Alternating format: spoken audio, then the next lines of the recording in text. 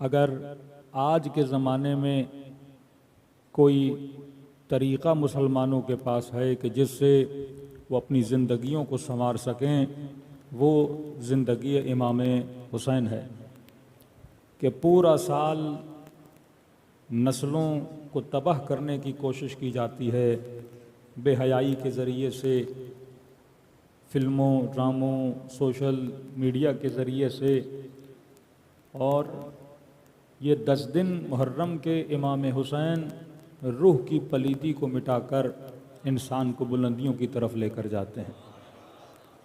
ایک نہیں سینکڑوں مثالیں ہیں ایسے لوگوں کی جو فرش عزا پہ آنے کے بعد جن کے وجود میں تبدیلی آ گئی۔ کوئی نماز نہیں پڑھتا تھا، ذکر حسین کی وجہ سے نماز پڑھنا شروع کر دی۔ کوئی زکوٰۃ و خمس کا پابند نہیں تھا، ان مجلسوں کی وجہ سے پابندی آ گئی۔ کوئی اپنے چہرے پہ اللہ کی نافرمانی سجاتا تھا، انہی مجلسوں کے صدقے میں چہرے پہ نورانیت آ گئی۔ تو یہ فرش عزا ہے جو انسان کے وجود کو فرش سے اٹھا کے عرش پہ لے کر جاتا ہے، ظلمتوں سے نکال کر نور کی وادیوں میں لے جاتا ہے۔ یہ نہیں کہ صرف یہ کام امام حسین نے کربلا میں کیا تھا کہ ہر کو لشکر یزید سے نکال کر اپنے لشکر میں لے کر آئے تھے، آج بھی مجلس حسین وہی کام کر رہی ہے، آج بھی پیغام حسین وہی کام کر رہا ہے۔ بس ضرورت اس بات کی ہے کہ پہلے تو ہم دوسروں کو ٹوکتے تھے، لیکن اب وہ کینسر، وہ بیماریاں، وہ لا تہذیبی اسلامی کلچر کو تباہ کرنے کی طرف ہماری نسلوں کو بھی لے جایا جا رہا ہے۔ ایک قرآن کی آیت ہے، اللہ کہتے ہیں ذرہ برابر بھی اگر باطل کی محبت تمہارے دل میں آ جائے تو یہ مت سمجھنا اس سے تمہارا چھٹکارا ہو جائے گا۔ فرمایا وہ ذرہ برابر بھی محبت قیامت کے دن تجھے اسی کے ساتھ محشور کرتی ہے، جس سے انسان محبت کرتا ہے اسی کے ساتھ انسان کو محشور کیا جاتا ہے۔ یہاں تک روایت ہے کہ آواز ذرا کلیئر کر دیں، جہاں تک روایت ہے کہ جب انسان کے بدن سے روح نکالی جائے گی تو فرمایا جس چیز سے زیادہ محبت کرتا ہوگا اسی چیز کی طرف انسان کی توجہ ہوتی ہے، اور جتنی زیادہ توجہ ہوگی اتنی روح کے نکلنے میں اس انسان کو تکلیف ہوگی۔ بار دیگر صلوات پڑھے محمد و آل محمد۔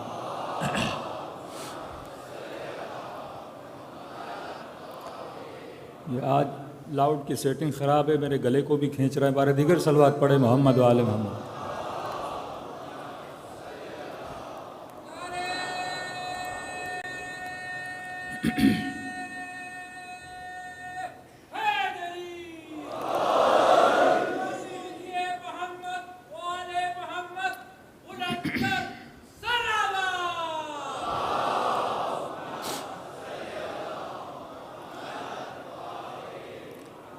کل صرف 2 امام بارگاہوں کے لاؤڈ خراب تھے تو پہلے ہی دن ہمارا گلا بیٹھ گیا۔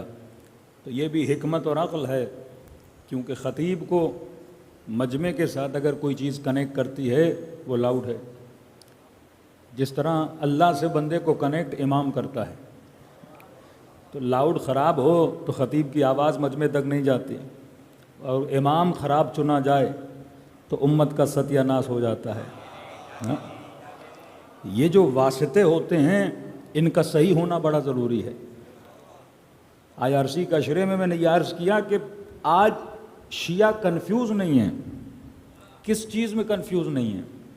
محبت اور نفرت میں کنفیوز نہیں ہیں۔ شیعہ کو پتا ہے کہ میں نے محبت کس سے کرنی ہے، میں نے نفرت کس سے کرنی ہے، لیکن وہاں پہ آپ جاؤ گے ایک بہت بڑا کنفیوژن ہے کہ جہاں پہ قاتل سے بھی محبت کرنی ہے، مقتول سے بھی محبت کرنی ہے، مظلوم کے لیے بھی نعرہ مارنا ہے اور ظالم کے لیے بھی نعرہ مارنا ہے۔ یہی نعمت امام حسین ہے کہ کم از کم اہل بیت نے خط کو واضح کر دیا، کم از کم یہ کنفیوژن ختم ہو گیا کہ بھائی میں نے اگر انتخاب کرنا ہے تو معیار کیا ہونا چاہیے۔ آپ کہیں پہ جاب کرنے جاتے ہو، فوج میں بھرتی ہونی ہو، پولیس میں بھرتی ہونی ہو، تو وہاں پہ ایک معیار بنایا جاتا ہے کہ جناب یہ ڈگری ہوگی، یہ چیزیں ہوں گی، فٹنس کی یہ چیزیں ہوں گی تو آپ کا انتخاب ہو سکتا ہے۔ یہ میں مہذب معاشروں کی بات کر رہا ہوں، پاکستان کی بات نہیں کر رہا، کہ معیار یہ ہوگا تو آپ کا انتخاب کیا جائے گا۔ اسی طرح معیار محبت کیا ہے کہ یا رسول اللہ کس سے محبت کروں، یا رسول اللہ کس سے نفرت کروں۔ اب 2 ہی معیار ہیں، یا بولا جائے کہ محبت اس سے کی جائے گی جو اصحاب سے محبت کرے، یا بولا جائے گا محبت اس سے کی جائے گی جو اہل بیت سے محبت کرے۔ اب دونوں معیاروں کو اگر پریکٹیکل لے کر آپ آگے چلیں گے تو آپ پھنس جائیں گے کہ یہ تہمت لگائی جائے کہ مثلاً شیعہ توہین اصحاب کرتے ہیں۔ میں نے کہا چلیے آپ کو ایک ریسرچ ورک دے دیتے ہیں، جا کے تھیسس لکھ لیجئے پریکٹیکل دنیا میں، اور یہ بتائیے کہ سب سے پہلے کس نے توہین صحابی کی تھی؟ سب سے پہلے کس نے صحابی کو قتل کیا تھا؟ سب سے پہلے کس نے صحابی کی بیوی کے ساتھ زیادتی کی تھی؟ سب سے پہلے کس نے صحابی کے ہاتھوں میں رسیاں ڈالی تھی؟ سب سے پہلے کس نے رسول کے صحابی کو نبی کے شہر سے باہر نکالا تھا؟ تو اب معیار کیا بنے گا؟ اگر معیار محبت اصحاب بنا تو سوال یہ ہے کہ اب اگر دو اصحاب آپس میں لڑ پڑیں تو میں کس سے محبت کروں؟ انسان کنفیوز ہو جائے گا۔ لیکن اگر معیار محبت علی بنا، معیار محبت حسنین بنا، تو یہ معیار بڑا ایزی ہے، کیونکہ آپ کو پہلے امام سے لے کر 11ویں امام تک کوئی معصوم آپس میں لڑتا ہوا نظر نہیں آتا۔ کہیں پہ نہیں دکھا سکتے کہ حسن کی امام حسین سے لڑائی ہوئی ہو، کہیں پہ نہیں دکھا سکتے امام زین العابدین کے لیاذ باللہ امام حسین کے ساتھ اختلاف ہوا ہو۔ کا قاما وقعدا، اگر کھڑا رہے تو بھی امام ہے، اگر بیٹھ جائے تو بھی امام ہے۔ جب امام حسن نے صلح کی تو کئی لوگ گئے امام حسین کے پاس کہ آپ کے بھائی نے صلح کی ہے، آپ تلوار اٹھائیے، ہم آپ کے پاس چلنے کے لیے تیار ہیں۔ امام حسین نے کہا کیسی باتیں کر رہے ہو، حسن جس طرح تیرا امام ہے اسی طرح سے حسین کا امام ہے۔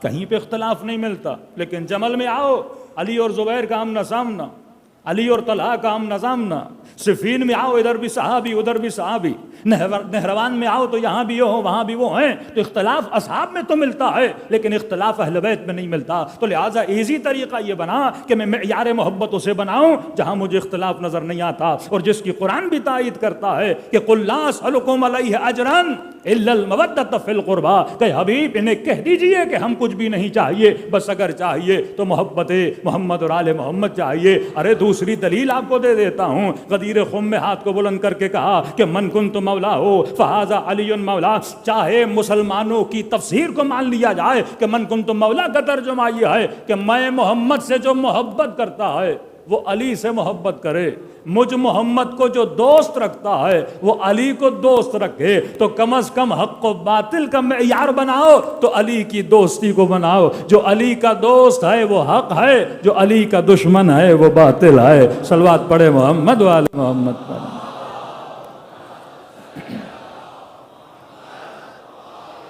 محمد تو یہ مجلس حسین دوستی اہل بیت کا پیغام ہے۔ ہم دنیا والوں کو بتاتے ہیں کہ ہم اہل بیت کے دوست ہیں، ہم اہل بیت سے محبت کرتے ہیں، ہم ان کے غموں میں غمگین ہوتے ہیں، ہم ان کی خوشیوں میں خوش ہوتے ہیں۔ لیکن شاید کوئی کہے کہ یہ رونا بدعت، شاید کوئی کہے کہ یہ رونا شرک، یہ الگ موضوع ہے کسی اور مجلس کا، لیکن اشارہ صرف دے رہا ہوں کیونکہ یہاں ربط بن رہا ہے۔ مکتب اہل بیت مکتب عقل و فطرت ہے۔ شاید کوئی کہے کہ اس مکتب میں اٹریکشن کیا ہے، یعنی آپ ریکارڈ نکال کے دیکھ لیں کسی بھی دنیا کے ملک کا کہ شیعہ اگر 500 تھے تو اگلے سال آپ دیکھو گے 700 ہو جائیں گے، 800 ہو جائیں گے، کمی نہیں آتی، برکت ہوتی رہتی ہے۔ کسی گاؤں کا ریکارڈ اٹھا لیں، یا آج سوشل میڈیا پہ کئی ایسے جوان کچھ کھلم کھلا اظہار کرتے ہیں، کچھ سپورٹ میں نام یا نہیں لوں گا ان کے لیے مسائل نہ کریٹ ہو جائیں، یعنی یہ بغاوتیں اگر کہیں پہ آپ کو نظر آتی ہیں اہل بیت کے چاہنے والوں میں نظر نہیں آتی۔ یہ سوالات کرنا کہ بھائی یہ کیا ہوا، فلاں جناب مقدس کیسے بن گئے، تاریخ اسلام میں اتنا بڑا واقعہ کیسے ہو گیا، یہ فقہی مسائل کے لیے آپ کا کیا حکم ہے، کہ تیجانی سماوی صاحب اپنی کتاب میں کہتے صرف ایک فقہی مسئلے کی وجہ سے میں نے کئی لوگوں کو شیعہ بنایا۔ مطلب فقہ اہل بیت میں بھی اتنی اٹریکشن ہے کیونکہ یہ فقہ عقل اور فطرت کے ساتھ جڑی ہوئی فقہ ہے۔ آپ کے مسائل عقل و فطرت کے ساتھ جڑے ہوئے مسائل ہیں، اور دوسری جگہ پہ کچھ ایسے مسئلے ہیں جن کا تعلق نہ عقل سے ہے نہ فطرت سے ہے۔ کون سا مسئلہ؟ سماوی صاحب فرماتے ہیں کہ یہ صرف یہ دودھ پینے کا مسئلہ، رضاعت کا مسئلہ، کہ اگر کوئی بڑا آدمی سانڈ جتنا ہو جائے اور کسی خاتون کا دودھ تھوڑا سا پی لے تو کہتے ہیں یہ اس کا بیٹا بن جاتا ہے۔ کئی ایسے بچے، ماں نہیں تھی، 5 منٹ کے لیے کہیں چلی گئی اور بچہ روئے جا رہا ہے اور کسی خاتون نے اسے دودھ پلا دیا، اب کہا کہ یہ آپ کا کیا بن گیا؟ بیٹا بن گیا۔ فقہ اہل بیت میں فرمائے بچہ اتنا دودھ پیے کہ جس دودھ سے اس کا خون اور گوشت بنے، کم از کم 7 مرتبہ 8 مرتبہ، یعنی 1 پیٹ 2 پیٹ 3 پیٹ، یعنی 6-7 پیٹ اس کے بھرے اس دودھ سے، تب جا کے یہ کیا بنتا ہے؟ بیٹا بنتا ہے۔ اب ایک جناب نے بچپن میں 1 مرتبہ مثلاً دودھ پی لیا تھا، شادی ہو گئی، بچے ہو گئے، اب بڑا ہوا تو اسے مسئلے کا پتہ چلا تو مفتی صاحب نے کہا کہ بھائی آپ نے تو اپنی بہن سے شادی کر لی ہے، اب یہ جائے تو کہاں جائے؟ اب اس نے پورے عالم اسلام میں چکر مارا کہ کوئی تو ایسی فقہ ہوگی، کیونکہ یہ مسئلہ میری سمجھ میں نہیں آ رہا، اب حدیث رسول ہے تو ماننا پڑے گا، حکم قرآن ہے تو ماننا پڑے گا، لیکن اس نے سوچا کہ یہ کہاں پہ آیا ہے کہ میں نے فقہ اگر لینی ہے تو صرف ابو حنیفہ سے لینی ہے، میں نے فقہ لینی ہے تو امام حنبل سے ہی لینی ہے، میں نے فقہ لینی ہے تو مثلاً امام مالک سے ہی لینی ہے، اور یہ کہاں لکھا ہے کہ ہم فقہ اہل بیت سے لے ہی نہیں سکتے؟ یہ کون سی قرآن کی آیت ہے جس میں یہ لکھا ہے کہ آپ فرزند رسول سے فقہ نہیں لے سکتے لیکن دوسروں سے فقہ لے سکتے ہو؟ تو اس نے کہا میں نے چاروں فقہوں کی اسٹڈی کی، اور جب فقہ امام جعفر صادق علیہ الصلوۃ والسلام کو پڑھا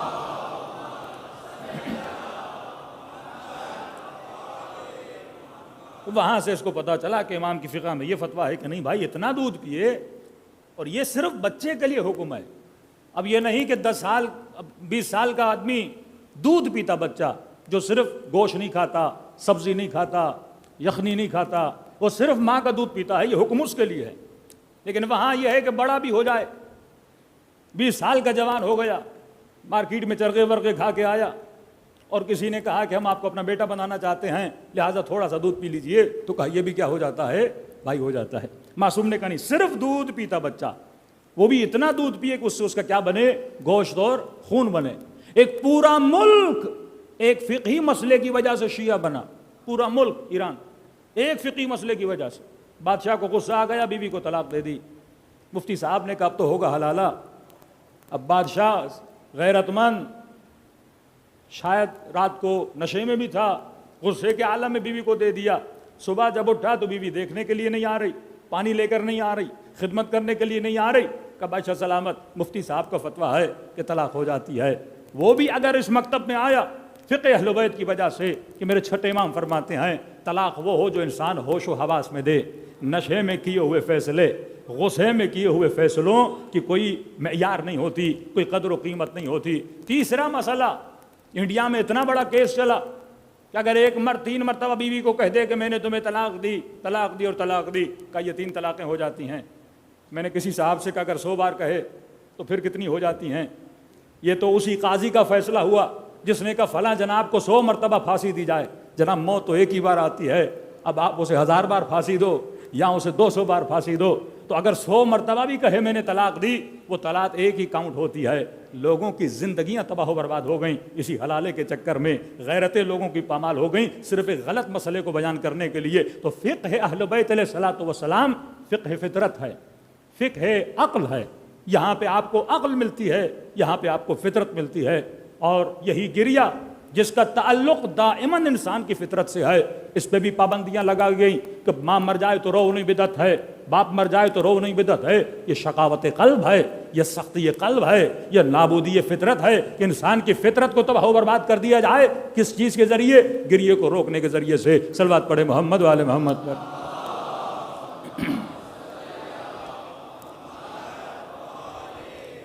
اب یہاں پہ تھوڑا سا آج گریے پہ گفتگو ہو جائے اور ایک قرآن کی آیت جس سے یہ ثابت ہو جائے کہ گریے امام حسین عین مطابق قرآن، یہ گریے حق بھی ہے، یہ گریے فطرت بھی ہے، یہ گریے عقل بھی ہے، اور یہ حکم شریعت میں اس کی کوئی پابندی نہیں ہے۔ علماء فرماتے ہیں کہ گریے کی احادیث کی روشنی میں کہ انسان اگر کسی چیز کا اظہار کرنا چاہے تو اظہار کرنے کے 3 طریقے ہوتے ہیں۔ پہلا طریقہ قولی، مثلاً آپ خوش ہیں، آپ زبان سے کہو گے آج میں بڑا خوش ہوں، آپ غمگین ہیں تو آپ زبان سے اظہار کریں گے کہ آج میں بہت غمگین ہوں. پہلا یہ طریقہ.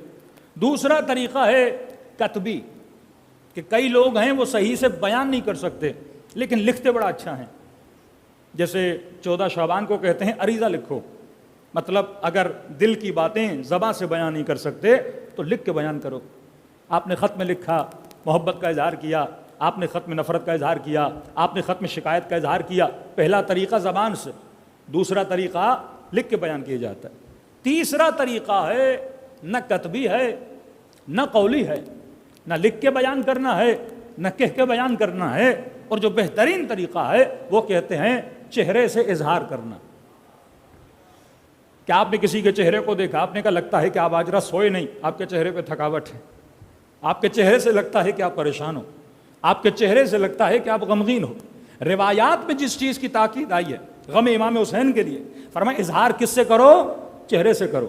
کہ امام رضا فرماتے ابن شبیب جب محرم کا چاند نظر آتا تھا تو میں پہلی محرم سے 10 محرم تک اپنے بابا کے چہرے کو غمگین پاتا تھا. میرے بابا ہنسنا چھوڑ دیتے تھے. حالانکہ اہل بیت کے لیے مشہور ہے کہ ان کے چہرے پہ ہمیشہ مسکراہٹ ہوتی تھی. ایک بندہ جب بھی جس سے ملے مسکرا کے ملے، اور اچانک اس کی مسکراہٹ گم ہو جائے تو ہر بندہ پوچھتا تھا فرزند رسول کیا ہوا ہے؟ تو پھر فرماتے تھے آج محرم کا چاند نظر آیا، میرے جد حسین کو پیاسا مارا گیا، بے کفن مارا گیا. تو اظہار کرتے تھے کس کے ذریعے سے؟ چہرے کے ذریعے سے. اب روایات میں آتا ہے کہ جو اظہار اشک ہے، جو انسان کا آنسو گرتا ہے، یہ 7 طرح کے آنسو ہیں. ہر آنسو کی تعریف نہیں کی گئی. کچھ آنسو ایسے ہیں جس کی مذمت ہے، کچھ آنسو ایسے ہیں جس کی مدح ہے. اب یہ مکتب اہل بیت، یہ مکتب عقل، یہ مکتب فکر، یہ مکتب فطرت بتائے گا کہ کون سا آنسو. یا مفتی نے فتویٰ دے دیا کہ ہر آنسو جو ہے وہ منع ہے. بھائی توبہ کے بھی تو آنسو ہوتے ہیں، کون سا آنسو اچھا ہے کون سا آنسو برا ہے؟ تو فرماتے ہیں پہلا آنسو جو مذمت میں ہے، فرمایا وہ ہے اشک عجز، ڈر کا آنسو. انسان جب عاجز ہو جاتا ہے اس وقت کا آنسو. جناب میثم تمار زندان میں تھے، روئے نہیں. جناب کمیل دعائے کمیل میں تو روئے لیکن دشمن کے مظالم پہ کبھی روئے نہیں. جناب ہانی ابن عربہ ابن زیاد کی دربار میں گئے، اتنا ظلم ہوا، کبھی نہیں روئے. جناب مسلم ابن عقیل دانت گر گئے، بدن زخمی ہو گیا، عمارت کوفہ پر لے گئے، سر کاٹ رہے ہیں، کبھی ظالم کے سامنے نہیں روئے. لیکن جب نگاہ کربلا پہ پڑی، جب یاد حسین کی آئی تو پھر آنکھوں سے آنسو جاری ہو گئے. ایک آنسو ہے آنسو عجز، ڈر کا آنسو، عاجزی کا آنسو. یہ آنسو مذمت، یہ ڈرپوک لوگوں کی نشانی ہے. مامون کا بھائی امین کہتے ہیں جب اسے زندان میں ڈالا گیا، 2 کتابیں ہیں، ایک ہے شیخ عباس قمی کی منتہی الاعمال، ایک ہے تتمۃ الاعمال. یہ کتابیں جوان پڑھیں، اس میں بڑے اچھے واقعات ہیں تاریخ کے جس سے آپ بہت کچھ سیکھ سکتے ہیں. تو یہ خود منتہی الاعمال تتمۃ الاعمال میں لکھتے ہیں کہ جب زندان میں اسے لے گئے تو اندھیرا تھا بہت زندان میں. امین بڑا فاسق تھا، فاجر تھا، عیاش تھا. بھائی اس کا مامون سوتیلے بھائی تھے ایک ہی باپ سے. تو اس کو پکڑ کے جب زندان میں ڈالا گیا تو کہتے زندان میں سے کچھ نظر نہیں آ رہا تھا، لیکن آہستہ سے جب پٹی کھلی تو اس کی نگاہ پڑی. اس کا اپنا ہی غلام تھا احمد ابن سودا. تو کہا کہ تم بھی یہاں ہو؟ کہا مجھے بھی زندان میں ڈالا گیا ہے. یہ احمد کہتا ہے کہ جب میں نے امین کو دیکھا تو یہ بار بار مجھے کہہ رہا تھا کیا مامون مجھے چھوڑے گا یا مامون مجھے مار دے گا، کیا میں قتل کر دیا جاؤں گا. کہتا پوری رات زندان میں یہ کانپ رہا تھا، آنکھوں سے آنسو بہ رہے تھے. میں نے کہا نہیں بھائی آپ خلیفہ کے بھائی ہو، آپ کو کون قتل کرے گا؟ کہا نہیں شاید مجھے مار دے، کیا میں بچ جاؤں گا؟ کہا کہ خوف کی وجہ سے یہ زندان میں کانپ رہا تھا. میں نے کہا کہ امین نصف شب ہے، ہو سکتا ہے کہ صبح مجھے بھی پھانسی ہو جائے، میں نماز شب تو پڑھ لوں مرنے سے پہلے. یہاں شیخ عباس قمی، علامہ مجلسی، بڑے بڑے علماء نے جب یہ کتابیں لکھیں تو جب کوئی واقعہ لکھتے تھے تو ساتھ میں ایک بریکٹ کھولتے تھے. صاحب کتاب نے لکھا کہ یہ امین کا وزیر تھا، لیکن کہا کہ حسین کے ماننے والوں، اے علی کے ماننے والوں، ایک فاسق کا وزیر ہے، لیکن یہ جب علم ہوتا ہے کہ صبح موت آنے والی ہے وہ زندان میں اپنی نماز شب کو نہیں چھوڑتا. تم تو حسین ابن علی کے ماننے والے ہو، تم تو زینب کبریٰ کی ماننے والی ہو. تو کہا تم کیسے نماز شب کو چھوڑ سکتے ہو؟ میں نے کہا مجھے نماز شب پڑھنی ہے. کہا خوف کی وجہ سے یہ کانپ رہا تھا اور کہنے لگا مجھے سردی لگ رہی ہے, مجھے اپنی باہوں میں لے لو. خوف کی وجہ سے کہتا تھوڑی دیر میں نے اسے اپنی باہوں میں لیا. اب میں نے کہا مجھے نماز تو پڑھنے دو. کہ نماز بھی پڑھنی ہے تو میرے ساتھ کھڑے ہو جاؤ, کہیں ایسا نہ ہو کہ تم دور جاؤ گے, مجھے خوف آئے گا. کہ اتنے میں سپاہی زندان میں آئے اور امین کو لیا. یہ فریاد کرنے لگا کہ ارے میں ابن عم رسول ہوں, رسول کے چچا کا بیٹا ہوں, ارے میں آل رسول سے ہوں, مجھے کیوں قتل کر رہے ہو؟ ارے میں مامون کا بھائی ہوں, خلیفے کا بھائی ہوں, مجھے کیوں قتل کر رہے ہو؟ فریادیں کرنے لگا, ہے کوئی مجھے بچانے والا, ہے کوئی مجھے اس کے چنگل سے نکالنے والا. اور آخر میں اس کا گلا کاٹ دیا گیا. یہ کون سا گریا ہے؟ یہ عجز کا گریا ہے, یہ ڈر کا گریا ہے, جو ممدوح نہیں ہے, مذموم ہے. اچھا مامون تو دور کی بات ہے, یہاں پہ جب مشرف نے نواز شریف کو پکڑا تھا تو پوری قوم نے اس بندے کا رونا دیکھا تھا. یہ عجز کا گریا ہے, یہ خوف کا گریا ہے. کئی لوگ ہیں زندان میں جاتے ہیں روتے نہیں ہیں, اور کئی لوگ ہیں ہتھکڑی لگتے ہی وہ رونے لگ جاتے ہیں. اس سے انسان کی شخصیت کا پتہ چلتا ہے کہ انسان بہادر کتنا ہے اور انسان ڈرپوک کتنا ہے. تو پہلا گریا گریہ عجز ہے. دوسرا گریا گریہ تزویر ہے. یہ بھی مذموم ہے, اہل بیت نے اس کی مذموم کی ہے. تزویر کا مطلب دھوکے کا گریا. حیات الحیوان ایک کتاب ہے, اس میں ہم مثال دیتے ہیں مگرمچھ کے آنسو. یہ تزویر کے آنسو ہیں. اس میں لکھا ہے ہر حیوان کی صفت کو بیان کیا گیا.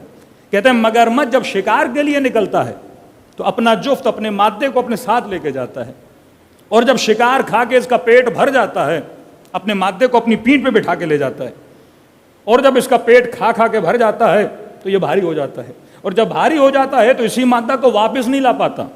کیونکہ واپس نہیں لا پاتا, اس کو وہیں گرا کے مار دیتا ہے, اور مارنے کے بعد اس کے جنازے پہ بیٹھ کے روتا ہے. کہا یہ گریا تزویر کا گریا ہے, یہ گریا دھوکے کا گریا ہے.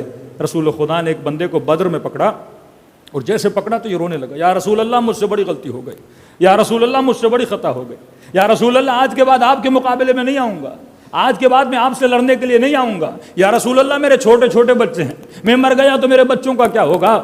تو نبی نے جب اس کا گریا دیکھا, رحم دل نبی تھے, رحمت للعالمین تھے, نبی نے معاف کر دیا. جنگ احد میں دوبارہ اسے پکڑا, کیونکہ بدر میں جب یہ رو کے نکلا تو لوگوں نے کہا بچ کیسے گئے؟ اس نے کہا جھوٹی کا رو کے میں محمد کے چنگل سے نکل آیا ہوں. جس طرح آپ بھی بچپن میں اسکولوں میں رویا کرتے تھے جھوٹی کا, کہ درد ہو نہ ہو بندہ چیخے ماں باپ کے سامنے جھوٹی کا. یہ تزویر کا رونا کہ انسان جھوٹی کا روئے تاکہ میری جان چھوٹ جائے. تو اس نے کہا میں ایسے ہی رویا اور میری جان چھوٹ گئی. اور جنگ احد میں جب دوبارہ پکڑا گیا اور جیسے پکڑا رسول کے سامنے آیا, پھر سے اسی طرح رونے لگا. تو نبی نے فرمایا مومن ایک سوراخ سے دو مرتبہ دھوکہ نہیں کھاتا, اور اسے وہیں پہ سزائے موت سنا دی. یہ تزویر کا گریا ہے. پہلا گریا ڈر کا گریا, عاجزی کا گریا, عجز اور خوف کا گریا. دوسرا گریا تزویر کا گریا, اس کی بھی مذمت ہے. تیسرا گریا اشک ندامت, پشیمانی کا گریا. یہ ممدوح ہے. جناب نے گناہ کیا, آج پشیمان ہوئے, پروردگارا خطا ہو گئی. کسی مومن کے ساتھ ظلم کیا, زیادتی کی, آج ندامت آ گئی. یہ گریا اچھا ہے. اس گریے کی خدا تعریف بھی کرتا ہے کہ یا مجیب دعوت المضطرین, اے پریشان دلوں کی آوازوں پہ صدا دینے والے, اے گناہگاروں کی آواز پہ لبیک کہنے والے. کہ جو تھے امام یہ فرما اللہ کی آواز آتی ہے مجھے گنہگاروں کا رونا اپنے ملائکوں کی تسبیح سے زیادہ پسند ہے. جب کوئی گنہگار میری دربار میں آ کے گریا, اشک ندامت. لیکن اس کی دو تقسیمیں ہوتی ہیں. ایک ندامت دیر والی ندامت, وہ بری ہے. ایک ندامت جلدی والی ندامت, کہ آج گناہ کیا آج توبہ کرو, 1 سال پہلے گناہ کیا زندہ ہو توبہ کرو, یہ ندامت اچھی ہے. لیکن ایک ندامت کہ امام حسین نے ایک بندے کو بلایا, حر جعفی نہیں گیا امام حسین کے کہنے, لیکن جب مولا شہید ہو گئے, اب جب کربلا پہنچا تو زار و قطع رونے لگا. جب امام کے جسم کو اس سرزمین پہ پامال دیکھا کہ کاش میں آتا, حسین کی مدد کرتا. یہ ندامت بیکار ندامت ہے. حر کی ندامت بہترین ندامت کہ میں نے صحیح وقت میں توبہ کرنی ہے. پوری جوانی میں گناہ کروں اور یہ سوچوں کہ بوڑھا ہو جاؤں گا تب جا کے توبہ کروں گا, یہ ندامت کسی کام کی نہیں ہے. بنی اسرائیل کے زمانے میں ایک شخص نے جھوٹی نبوت کا دعویٰ کیا اور بعد میں اس کو احساس ہوا کہ بھائی یہ کتنا بڑا گناہ کیسے کر دیا، تو اس نے اللہ کے دربار میں توبہ مانگی کہ خدایا میں شرمندہ ہوں، میں جھوٹے نبوت کا دعویٰ کیا ہے۔ اپنے مریدوں کو بلایا۔ بعض اوقات آپ ایک دعویٰ کرتے ہو تو مریدوں کی لائن لگ جاتی ہے، ہمارے شیعوں میں یہ لائنیں بہت زیادہ ہیں، اور پھر مریدوں کو جمع کر کے کہا کہ جناب میں کوئی نبی وبی نہیں ہوں، میں نے جھوٹا دعویٰ کیا تھا۔ اب مرید جب کوئی بن جائے تو پھر وہ مرشد کی بات کو بھی نہیں مانتا۔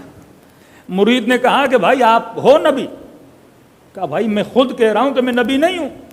کہا نہیں یہ آپ کی انکساری ہے، یا آپ کا تقوی اتنا بلند ہے کہ آپ خود نہیں مان رہے کہ آپ نبی ہیں، لیکن ہمیں پکا یقین ہے کہ آپ کیا ہو، نبی ہو۔ اب یہ سر پکڑ کے بیٹھ گیا۔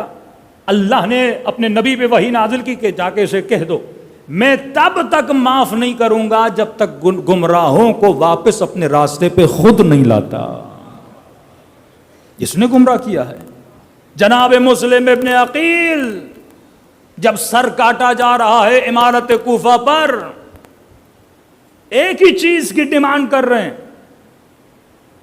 اس قدر خوف پروردگار عالم کا اور کچھ نہیں، میں مرنے والا ہوں، اس مجمع میں کوئی ایک بندہ اٹھے کہ میں جب سے کوفے آیا ہوں میں نے 700 درہم قرضہ لیا ہے، کوئی میرے قرضے کو اپنے ذمے پہ لے تاکہ میں حقوق الناس بندوں کا حق لے کے اللہ کے دربار میں اٹھایا نہ جاؤں، کوئی حق لے لے۔ اور کہ اگر کوئی نہیں لیتا میرا پیغام رشتہ داروں تک پہنچا دے تاکہ مسلم کا قرضہ اتار لیا جائے۔ عمارت کوفہ پر ہے، موت کا خوف نہیں ہے، خوف خدا بول رہا ہے کہ بندوں کا خوف۔ یہ اشک، فرمایا اشک ندامت، اگر توبہ کا اشک ہو تو اچھا ہے اور صحیح وقت میں ہو تو اشک ندامت اچھا ہے۔ چوتھا اشک، اشک شوق، یہ اشک بھی ممدوح ہے کہ مثلاً اللہ نے کئی سالوں کے بعد آپ کو بیٹا دیا، آپ نے جیسے اپنی گود میں اس بچے کو آتا ہوا دیکھا تو آپ کی آنکھوں میں آنسو آ گئے، یہ اشک شوق ہے۔ تمنا تھی کہ کعبے کو دیکھوں، نبی کے روزے کو دیکھوں، اور اتنے سالوں کے بعد پائی پائی جمع کر کے جب عمرے پر گئے یا حج پر گئے یا کربلا گئے، یہاں نگاہ روزے رسول پہ پڑی، اشک شوق جاری ہو گیا۔ یہ اشک بھی کیا ہے، اس اشک کی بھی ممدوح ہے، اس اشک کی بھی تعریف کر دی گئی ہے۔ اب اشک شوق کے لیے رسول کا واقعہ سناؤں۔ مولا علی کے بھائی جناب جعفر، 4 بھائی تھے، جناب طالب، جناب عقیل، جناب جعفر امیر المومنین علیہ الصلوۃ والسلام۔ فرماتے ہیں رسول نے جعفر کو حبشہ کی طرف بھیجا، روایات میں ہے 15 سال یا 17 سال، حضور ذہن نہیں ہے، کافی عرصہ جناب جعفر وہاں رہے، اور اس عرصے میں رسول خدا نے ان کو دیکھا نہیں، اور فرماتے ہیں کہ جب جنگ خندق ہوئی اور جناب جعفر کو رسول خدا نے دیکھا تو رسول خدا کی آنکھوں سے آنسو جاری ہو گئے۔ اتنے سالوں کے بعد جناب جعفر کے چہرے کو دیکھ کر نبی رونے لگے اور ان کو اپنے سینے سے لگایا۔ اسے کہتے ہیں اشک شوق۔ اور چھٹا 5واں اشک، اشک فقدان۔ کون سا آنسو؟ وہ آنسو جو کسی کے کھو جانے سے انسان روتا ہے۔ اشک فقدان آپ کو نظر آتا ہے جناب ایوب، جناب یعقوب، یا انبیاء کا اشک آپ دیکھتے ہیں۔ حضرت ابراہیم جناب ہاجرہ اور اسماعیل کو جب اس سرزمین ذی زرع پہ چھوڑ کے جاتے ہیں کیونکہ فقدان ہو رہے ہیں، جدائی ہو رہی ہے، تو جناب حضرت ابراہیم کی آنکھوں میں آنسو آ جاتے ہیں۔ فقدان کا مطلب اگر کوئی چیز آپ کے ہاتھ سے چھوٹ جائے، مثلاً آپ ایک نیکی کا کام کرنا چاہتے ہو، وہاں پہنچتے ہو لیکن آپ کی باری نہیں آتی۔ اب یہ دلیل قرآنی دے رہا ہوں اشک فقدان کے حوالے سے کہ یہ جو اشک امام حسین ہے یہ اشک فقدان بھی ہے، اشک محبت بھی ہے۔ کیسے؟ سورہ توبہ آیت 92 یعنی 91 اور 92۔ 91 آیت میں آپ پڑھیں گے، اس میں خدا یہ بیان کرتا ہے کہ جہاد 4 گروہ ایسے ہیں جن سے اللہ نے جہاد اٹھا دیا ہے، مثلا ضعفاء سے اٹھا دیا، فقراء سے اٹھا دیا، جو مریض ہے اللہ نے مریض سے مثلا جہاد اٹھا دیا ہے، ضعفاء اور مرضى سے اللہ نے جہاد اٹھایا ہے۔ اگلی آیت میں شان نزول بیان کرتا ہے ایک آیت کا، اور یہ عجیب ہے کہ 4 گروہوں کا خدا ذکر کرتا ہے، اور ان گروہوں کا ذکر کر کے 4 ٹولوں کا ذکر کر کے جب 92 نمبر آیت میں پروردگار عالم آتا ہے تو خاص طور پہ ایک آیت خدا نے پڑھی ہے اسی آنسو فقدان کے لیے، کہ جب آپ کو کوئی چیز نہ ملے، آپ نہ پہنچ پاؤ، وہ چیز آپ کے ہاتھ سے چھوٹ جائے اور آپ کی آنکھوں سے آنسو بہنے لگے۔ فرمایا کہ 7 لوگ جب رسول خدا جہاد پہ جا رہے تھے 7 لوگ رسول خدا کے پاس آئے, کہا کہ یا رسول اللہ ہمیں بھی اپنے ساتھ جہاد پہ لے کر چلیے.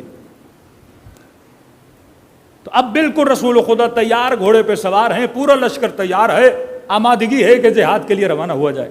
جب ان 7 لوگوں کو دیکھا تو نہ تلوار تھی, نہ زرہ تھی, نہ کوئی تیر و کمان تھا, نہ کوئی سواری تھی. تو رسول خدا نے کہا کہ ابھی دیر ہو گئی ہے, میں آپ لوگوں کو ساتھ نہیں لے کر جا سکتا. گھوڑا ہوتا تو چلو ساتھ آ جاتے, تلوار ہو جاتی تو آ جاتے, کیونکہ جن لوگوں کے پاس ساز و سامان نہیں ہوتا تھا وہ 3-4 دن پہلے آتے تھے, پھر کسی کو گھوڑا دیا, کسی کو تلوار دی, لشکر کو ساز و سامان دیا, اس کے بعد لشکر روانہ ہو جاتا تھا. نبی نے کہا نہیں, ہم آپ کو نہیں لے جا سکتے. کہتے ہیں جیسے رسول یہ کہہ کے روانہ ہوئے تو یہ 7 زار و قطار رونے لگے. یہ ہے اشک فقدان, آنکھوں سے آنسو بہنے لگے. ارے ہم جہاد کی خواہش رکھتے تھے لیکن ہمیں توفیق جہاد نہیں ملی. اس کا ذکر پروردگار عالم نے کیا, فرمایا ولا علی الذین اذا ما اتوک لتحملهم قلت لا اجد. جب یہ تمہارے پاس آئے تو حبیب آپ نے کہا کہ ہم آپ کو نہیں لے جا سکتے. احملهم علی تولوا اعینهم تفیض من الدمع. جب آپ نے یہ کہا تو ان کی آنکھوں سے آنسو جاری ہو گئے. اور اللہ کہتا ہے کیا ہوا کہ اگر نہیں جا سکے لیکن اگر ارادہ رکھتے ہو تو اللہ تمہاری عبادت کو کیا کرتا ہے, قبول کرتا ہے. یہی اشک فقدان ہے. جب ہم سنتے ہیں کہ کربلا میں نبی کے نواسے کو قتل کر دیا گیا, پھر کہتے یا لیتنا کنا معکم فافوز معکم فوزا عظیما. مولا حسین اگر ہم کربلا میں ہوتے تو اپنی جانوں کو آپ پہ قربان کرتے. جب آپ نے آواز دی حل من ناصر ینصرنا, ہے کوئی ہماری مدد کرنے والا, مولا اگر ہم ہوتے تو آپ کی آواز پہ لبیک کہتے. مولا اگر ہم ہوتے اپنے بدنوں کو قربان کرتے. تو یہ مجلسوں میں جو گریہ ہوتا ہے یہ اشک فقدان ہے کہ ہم روتے ہیں کہ کاش ہم کربلا میں ہوتے تو اپنی جانوں کو حسین پہ قربان کرتے. پھر وہی کل روایت میں نے پڑھی کہ چھٹے امام فرماتے ہیں یہ جا کر کہو کہ یا داعی اللہ, یہ اللہ کی دعوت پہ لبیک کہنے والے, مولا جب آپ نے سوال کیا تھا ہے کوئی مدد کرنے والا, مولا بجسمی واللسانی, میں نے اپنے جسم اور اپنی زبان سے آپ کو آواز نہیں دی تھی, لیکن مولا آج میں آیا ہوں آپ کی نصرت کرنے کے لیے اپنی زبان کے ذریعے سے, اپنے جسم کے ذریعے سے. تو یہ گریہ حسین اس قرآن کی آیت کے مطابق یہ عشق شوق ہے, یہ عشق فقدان ہے کہ جو نہ کر سکا وہ اس پہ رو رہا ہے. ہم کربلا نہ جا سکے ہم اس پہ رو رہے ہیں. تو اس عشق کی کوئی مذمت نہیں ہے بلکہ اللہ خود اس کا ذکر کرتا ہے اور کہتا ہے کہ جو اس طرح سے اچھی چیزوں کی تمنا کرتے ہیں خدا اپنے ہاں سے ان مومنین کو رزق بھی عطا کرتا ہے. صلوات پڑھے محمد و آل محمد.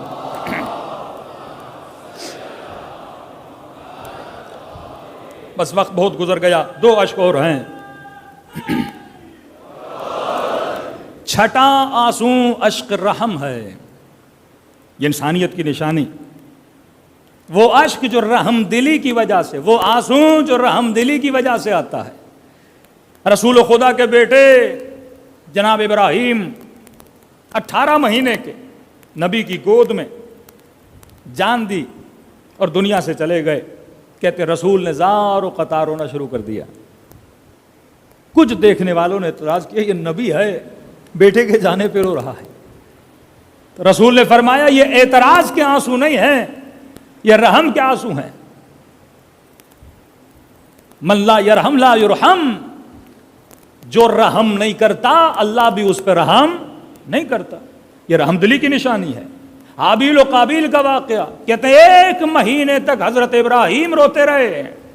1 مہینے تک جب بیٹے کا قتل دیکھا اتنا روئے کہ کہتے ہیں ابراہیم حضرت آدم کے چہرے کی ہڈیاں ظاہر ہو گئی تھیں اس گریے میں. یہ رحم کا ہے, یہ نہیں کہ اللہ پہ کوئی اعتراض کر رہا ہے, یہ رحم دلی کی نشانی ہے. رسول گرامی مکے کی گلی یا مدینے کی گلیوں سے گزر رہے تھے. کچھ اعراب نے کچھ مرغوں کو پاؤں میں رسی باندھ کے کھڑا کر دیا تھا. نبی نے یہ منظر دیکھا, اس پہ نہیں روئے, لیکن کیا دیکھا کہ ان مرغوں اور مرغیوں کے پاؤں کو رسیوں سے باندھ کے کچھ تیر انداز دور کھڑے ہیں اور وہاں سے تیر مار رہے ہیں, ان مرغیوں کو چھلنی کر رہے ہیں. کہتے یہاں نبی کے چہرے سے آنسو جاری ہو گئے کہ ارے حیوان کو مارنا ہے تو اس کا اللہ نے طریقہ بتایا ہے, نہ کہ اس کو اس طرح سے ظلم کر کے قتل کرو. رسول ایک حیوان کو غلط طریقے سے تیر لگایا جائے اس پہ آنسو بہا رہے ہیں. اب تصور کریں کربلا میں اس کے نواسے کو چھلنی کر دیا جائے, کربلا میں اس کی نواسیوں کے ساتھ ظلم کر دیا جائے, ایسا ظلم جس کی مثال تاریخ میں نہیں ملتی. یہ اشک رحم ہے, یہ انسانیت کی نشانی ہے. دوسرا ہے اشک فراق. جدائی کا آنسو، اس کی بھی کوئی مذمت نہیں ہے۔ جناب یعقوب اور یوسف کی جدائی آپ نے دیکھی ہے، کتنا روئے، وَابْيَضَّتْ عَيْنَا، آنکھیں سفید ہو گئیں۔ اللہ نے نبی کی مذمت نہیں کی، تو انسان کو پتہ ہونا چاہیے میرا کون سا آنسو صحیح ہے، میرا کون سا آنسو غلط ہے۔ نہ صرف جناب یعقوب بلکہ تاریخ لکھتی ہے حضرت یوسف زندان میں اتنا روتے تھے کہ زندانی پریشان ہو جاتے تھے کہ بھائی یا رات کو روئیے یا صبح کو روئیے۔ یہ فراق یعقوب میں روتے تھے، یوسف کے فراق میں ان کے بابا روتے تھے، کبھی بیٹا اپنے بابا کے فراق میں رو رہا ہے۔ تو آج شیعہ اگر مجلس میں روتے ہیں، یہ عشق رحم بھی ہے، یہ عشق فراق بھی ہے، یہ عشق شوق بھی ہے، اور یہ عشق وہ عشق ہے کہ یہ تمنا کرتے ہیں کہ کاش ہم کربلا میں ہوتے، اپنی جانوں کو اپنے آقا حسین پہ قربان کرتے۔ کسی نے پوچھا جب ملے جناب یوسف جناب یعقوب سے، تو پہلا سوال کیا کہ بیٹا جب تجھے کنویں میں اتارا گیا تھا تو بھائیوں نے کیا کیا تمہارے ساتھ؟ تو کہا کہ بابا مجھے کہا کہ کپڑے اتار دو، کیونکہ ہم انہی کپڑوں پہ قمیص پہ خون لگائیں گے اور بتائیں گے کہ کسی حیوان نے حملہ کیا تھا جس کے نتیجے میں یوسف مارے گئے۔ تو کہا کہ بابا جب قمیص اتار کر مجھے کنویں میں اتار رہے تھے تو میں بار بار یہ کہہ رہا تھا کہ کنویں کے اندر سردی ہے اور بدن پہ لباس نہیں ہے تو مجھے سردی لگے گی، اور کہا کہ جب مجھے نیچے اتار دیا گیا تو سردی کی وجہ سے اس کنویں میں کانپ رہا تھا۔ روایت کے جملے ہیں جب یعقوب نے یہ سنا تو سننے کے بعد وہ غش کھا کے زمین پہ گر گئے۔ اب یہاں پہ زیارت ناہیہ کا جملہ ہے، السلام علی الابدان، ان بدنوں پہ سلام ہو جن پہ لباس نہیں تھا۔ صرف یہ سن کے کہ یوسف کے بدن پہ لباس نہیں تھا، یعقوب غش کھا گئے کہ بچہ، سردی لگ رہی تھی، تنہائی تھی، کس عالم میں میرے بیٹے کو چھوڑا گیا۔ علماء فرماتے ہیں کربلا میں جو مصیبت امام حسین پہ آئی ہے، دراصل یہ مصیبت حسین نہیں ہے، یہ مصیبت رسول گرامی ہے۔ جب حضرت ابراہیم کو یہ کہا جائے کہ اسماعیل کا گلا کاٹو، تو اسماعیل کے اوپر تو امتحان ہے، لیکن اسماعیل سے زیادہ امتحان کس کا ہے؟ ابراہیم کا امتحان ہے، کیونکہ بیٹے کا گلا کاٹا جا رہا ہے۔ کہ یہ مصیبت امام حسین پر تو تھی، لیکن اس سے زیادہ یہ مصیبت، یہ امتحان کس کے لیے ہے؟ رسول گرامی کے لیے ہے، کہ محمد کے نواسے کا گلا کاٹا جا رہا ہے، محمد کے نواسے کے بدن سے لباس اتارا جا رہا ہے۔ زیارت ناہیہ ہر وقت نہ پڑھا کریں، جب کیفیت ایک پیدا ہو جائے رونے کی، اس وقت زیارت ناہیہ پڑھا کریں، کیونکہ اس کے مصائب کسی ذاکر، کسی مولوی، کسی عام بندے کے نہیں ہیں، یہ مصائب پڑھنے والے حجت خدا امام زمانہ ہیں، جو خود یہ مصائب بیان کرتے ہیں کہ السلام علی الشیب الخضیب، میرا سلام ہو ان محاسن خون آلود پر۔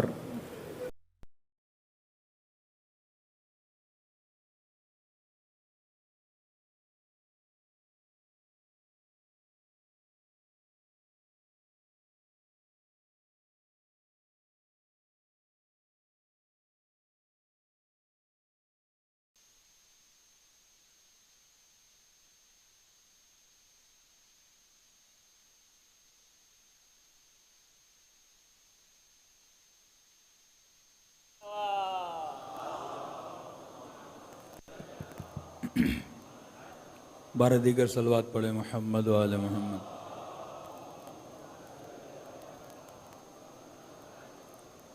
کہ میرا سلام ہو ان محاسن خون آلود پر۔ کہا کہ جب صبح سے شام تک لاشیں اٹھا اٹھا کر تھک چکے حسین، وقت غروب قریب تھا جیسے یہ ابھی وقت غروب ہے، تو راوی کہتا ہے کہ حسین ابن علی نے تھکن کو دور کرنے کے لیے گھٹن کو دور کرنے کے لیے تھوڑی دیر جنگ کا وقفہ کیا کہ تھوڑی سانس لے لیں، پھر دوبارہ جنگ کو شروع کیا جائے۔ کہ ابھی حسین تھوڑی دیر ٹھہرے ہی تھے کہ کسی ظالم نے پیشانی مبارک امام حسین پہ پتھر مارا۔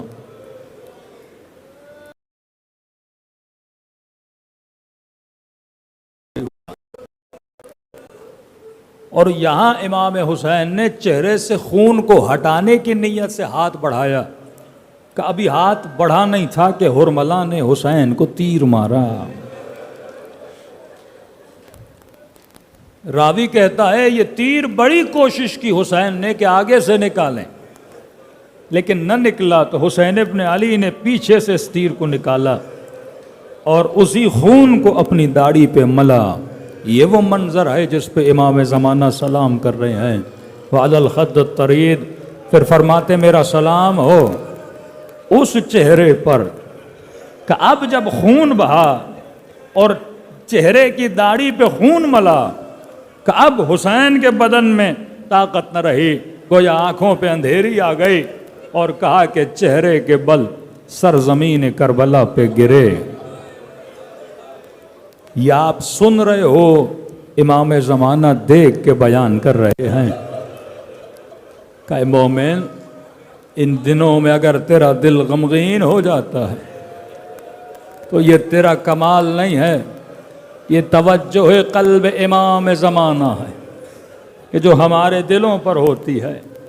آغا جعفر مجتہدی فرماتے کبھی کبھی اچانک صبح سے لے کے شام تک روتے تھے، دل مرتبط ہو گیا تھا امام زمانہ سے۔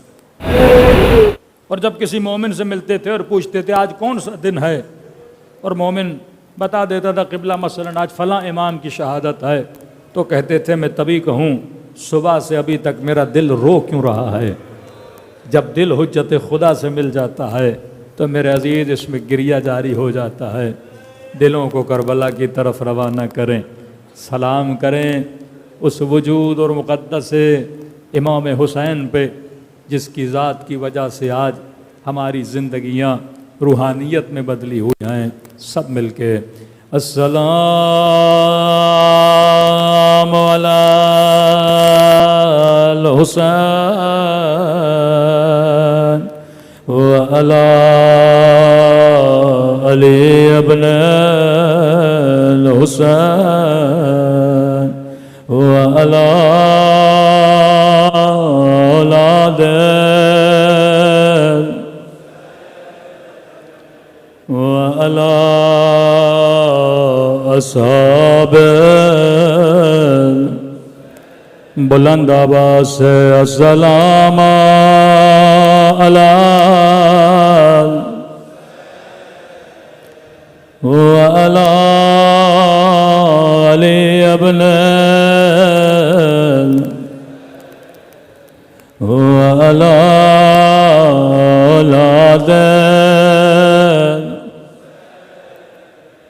وعلی صحابہ۔ میرا سلام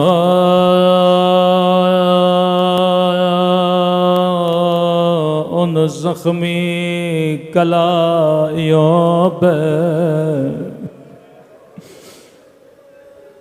وقت کی کمی ہے، دو جملے مصیبت کے، فرمایا خلوص دل سے اگر ایک آنسو بہے زہرا اپنے رومال میں جمع کر لیتی ہے۔ یہ سلام امام زمانہ کا سلام ہے۔ میرا سلام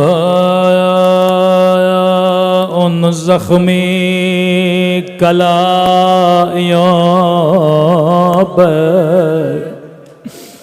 جنہیں رسیوں سے باندھا گیا تھا۔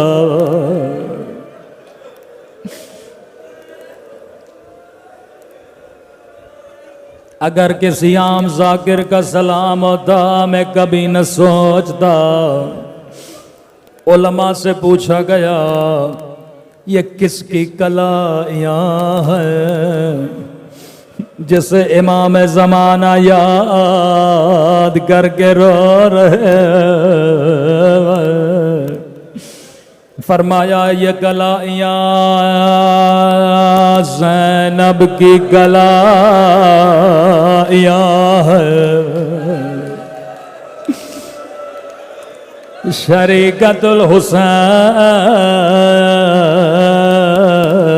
زینب کی کلائیاں ہے۔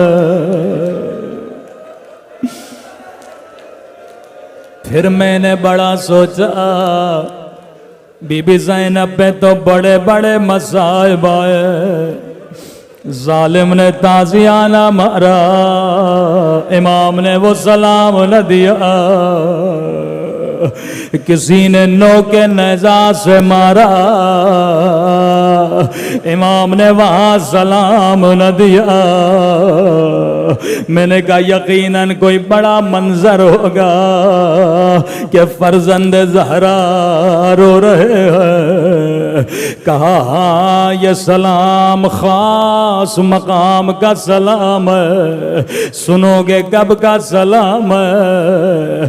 کہا یہ اس وقت کا سلام ہے جب 11 محرم کو زینب کی نگاہ حسین کے بدن پہ پڑے۔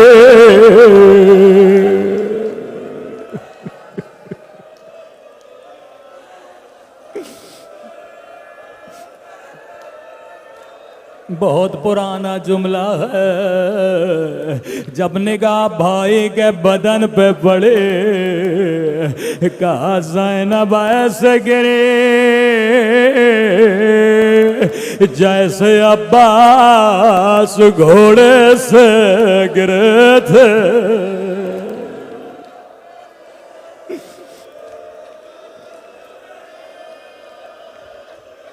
قدیمی مومن روایت سب نے سنی ہوئی ہے، لیکن میں امام کے ساتھ اسے ربط دینا چاہتا ہوں۔ شاید کوئی مومن، شاید کوئی بچہ کہے مولانا یہ کیا پڑھ دیا کہ زینب ایسے گریں جیسے عباس گھوڑے سے گرے تھے۔ ارے عباس کے بازو سلامت نہیں تھے، زینب کے تو بازو سلامت ہے، بھلا عباس کی طرح کیسے گرے؟ میں نے کہا جواب میں نہیں دوں گا، زیارت الہیہ پڑھو۔ فرمایا میرا سلام ہو میری ان پتھیوں پہ جن کے ہاتھوں کو پس گردان باندھا گیا تھا۔ او زینب ایسے گری جیسے عباس گرے تھے۔